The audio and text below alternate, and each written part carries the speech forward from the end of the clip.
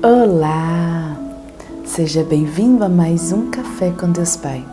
Que bom que você está aqui comigo mais essa vez. Que coisa linda! E hoje nós já estamos em Gênesis capítulo 50. É a nossa leitura que a gente faz depois do devocional. E aqui é o momento em que Jacó morre. Continua, do capítulo 49, e emenda com o capítulo 50, mostrando a morte de Jacó. E aí, Jacó pede para os irmãos, para os filhos, enterrarem ele na terra dele, não enterrar ele no Egito. E aí eles vão lá, fazem o enterro, eles choram e tal, voltam para o Egito. E os irmãos de José começam a sentir medo. Falar, agora que meu pai morreu, ele vai se vingar de nós.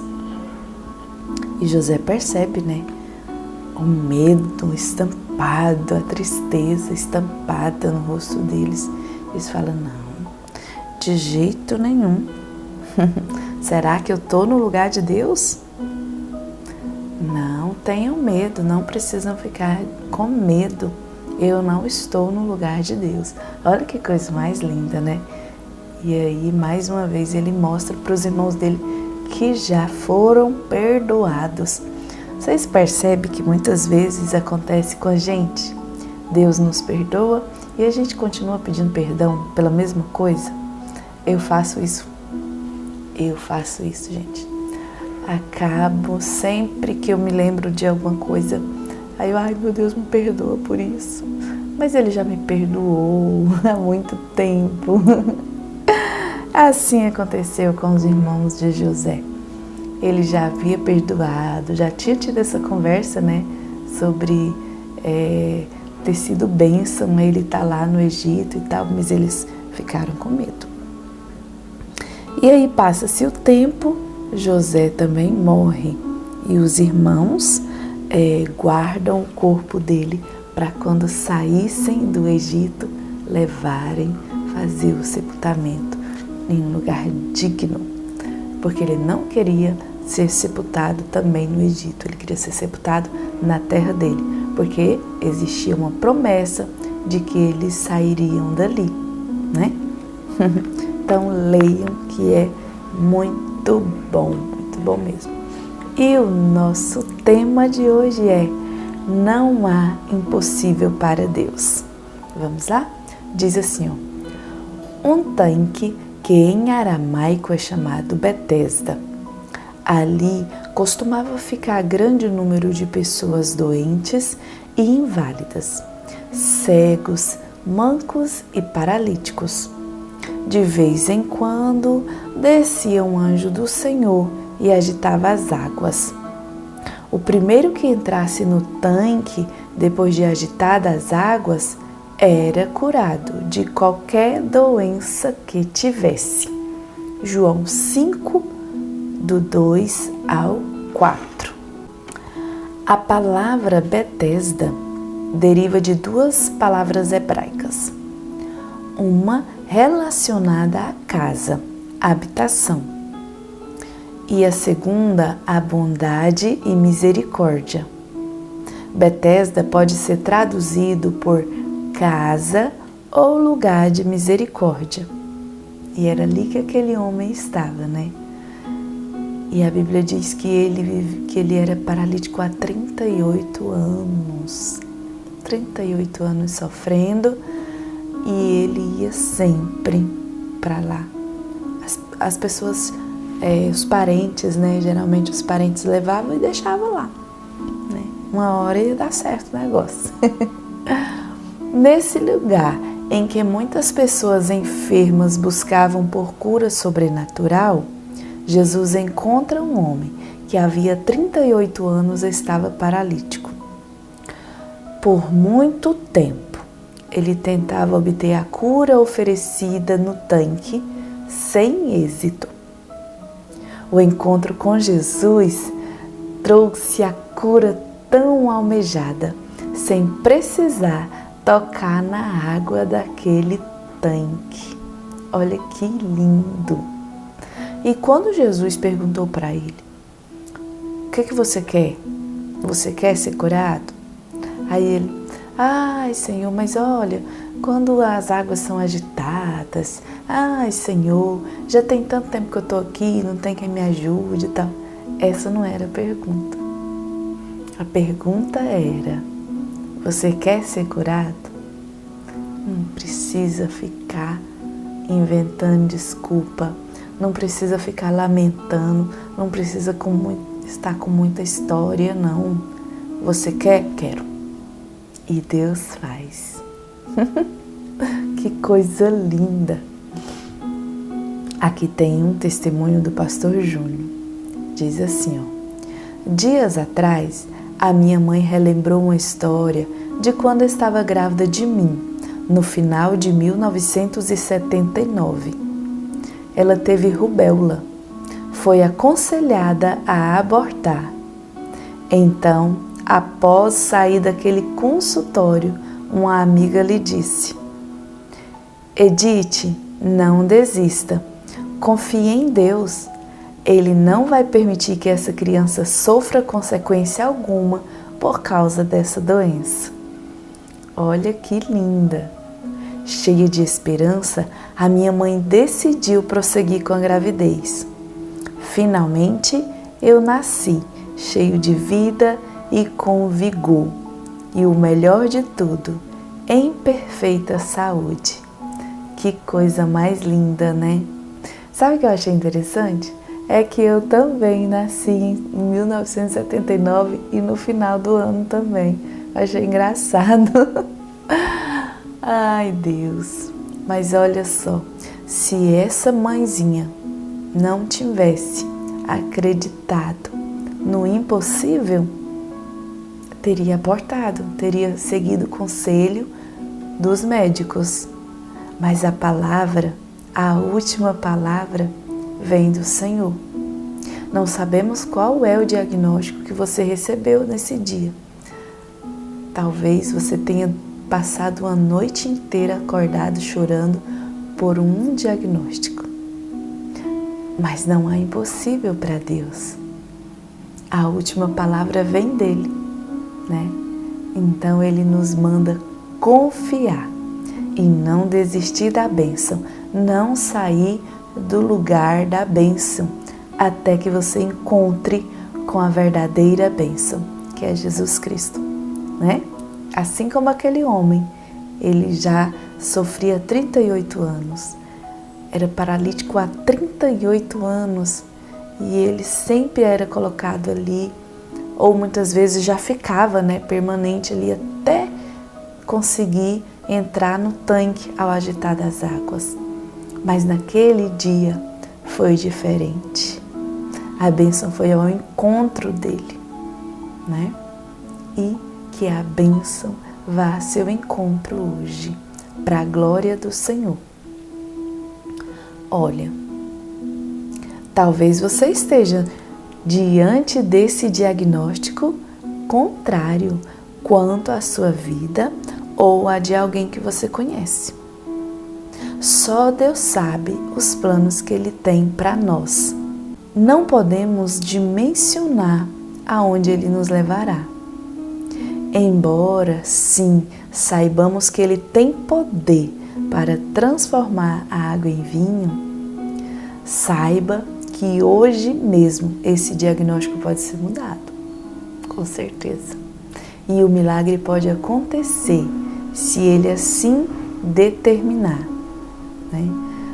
Ai, gente, é maravilhoso demais a gente saber que Ele faz, Ele pode resolver a sua situação e você não vai mais ficar esperando.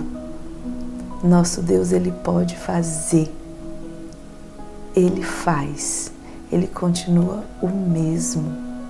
Ontem no nosso culto nós falávamos sobre isso, sabe?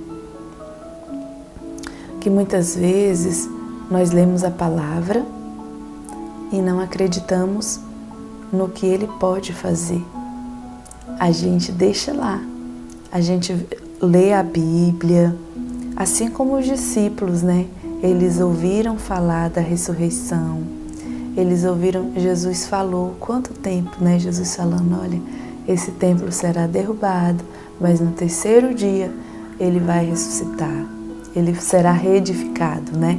Então, na Bíblia fala bem claro, ele falava sim sobre o seu corpo, o seu templo era o seu corpo. Ele estava falando da sua ressurreição. E no momento em que os discípulos se viram com o seu mestre morto, eles se esqueceram da promessa, se esqueceram que não há impossibilidades para Deus. Eles se esqueceram do que Jesus falou que ia ressuscitar e a fé deles foi abalada, né? Assim como nós, quando nós recebemos uma má notícia, a nossa fé é abalada, mas nós precisamos continuar no lugar da bênção e aí nós teremos o encontro com a bênção.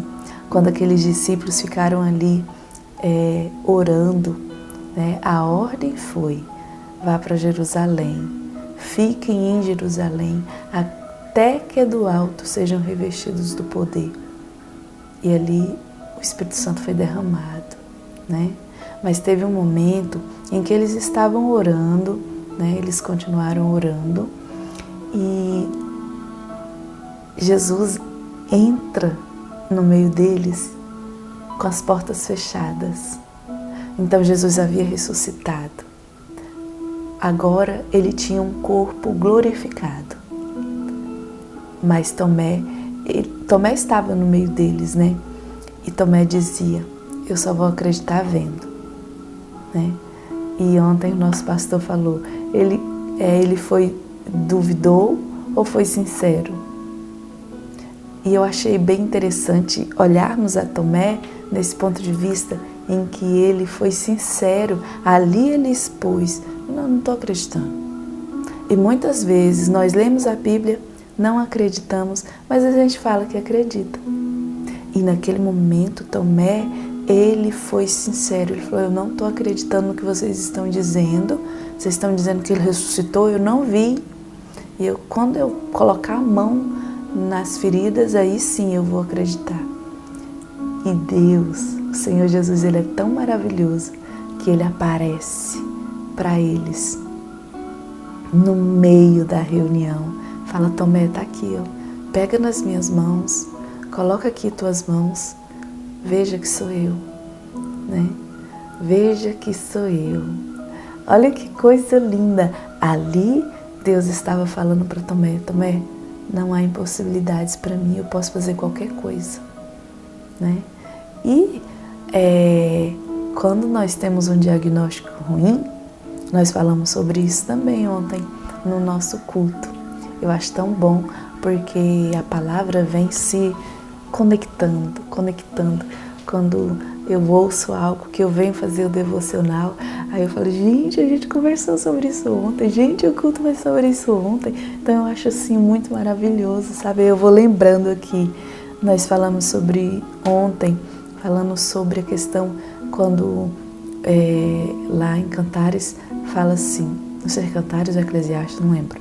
Tá, vamos pular essa parte. Na palavra do Senhor fala assim: ó, vem vento norte, vem vento sul, sopra nos quatro cantos do meu jardim, para que exale o bom cheiro.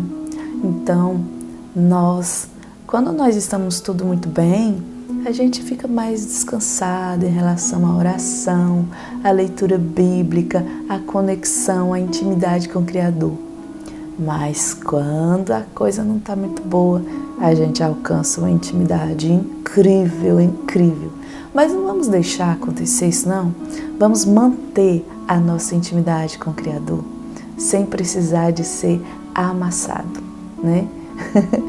Sem precisar de passar por diagnósticos, sem passar por...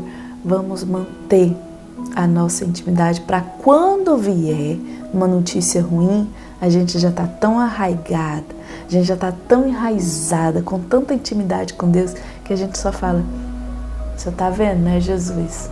né? Eu tenho uma figurinha no WhatsApp que é assim, você tá vendo, né, Jesus? Então a gente só fala isso para ele, aí ele, como não fazer, como não resolver, né?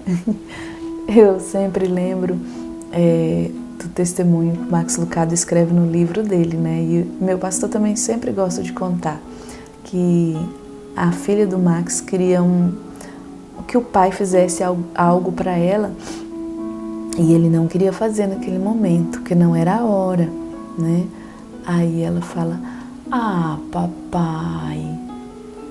E ele faz, né? Então, é assim, né? Deus, ele não suporta papai, quando a gente tem intimidade, que a gente só faz isso quando tem intimidade com o Criador. E quando nós temos intimidade com Ele, não há impossibilidade. Nós movemos o coração de Deus através da nossa oração, através das nossas atitudes. Quando nós obedecemos, nós temos autoridade. Amém? Então, obediência gera autoridade. Autoridade gera a impossibilidade. Não existe impossibilidade para Deus, tá? Não existe nada impossível para Deus, tá bom? Deus não conhece essa palavra. Isso é impossível resolver.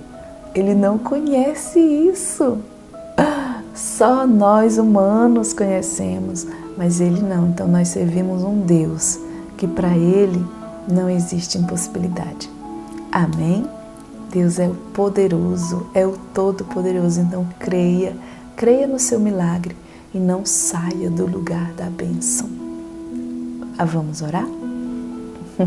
Pai, obrigada por esse momento em que estamos aqui reunidas, ó Deus, reunidos na sua presença. Sabemos que o Senhor está conosco.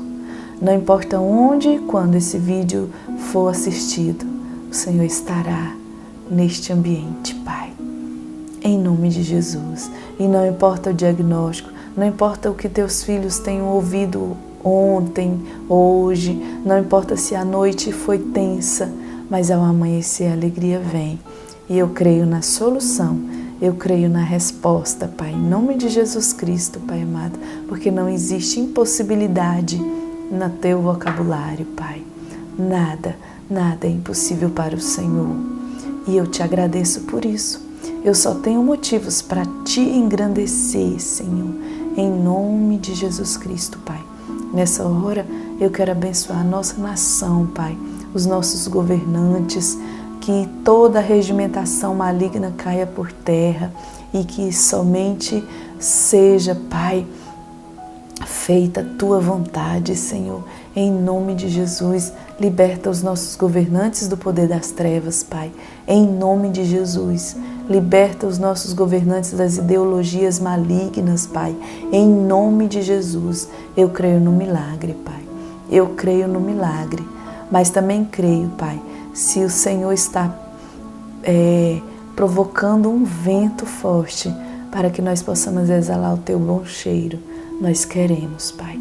Queremos exalar o Teu bom cheiro, Pai. Em nome de Jesus. Só nos fortalece, nos dá graça para passar o que for preciso passar. Em nome de Jesus Cristo, ó Deus, para a Sua glória. Eu te exalto e te bendigo, Senhor.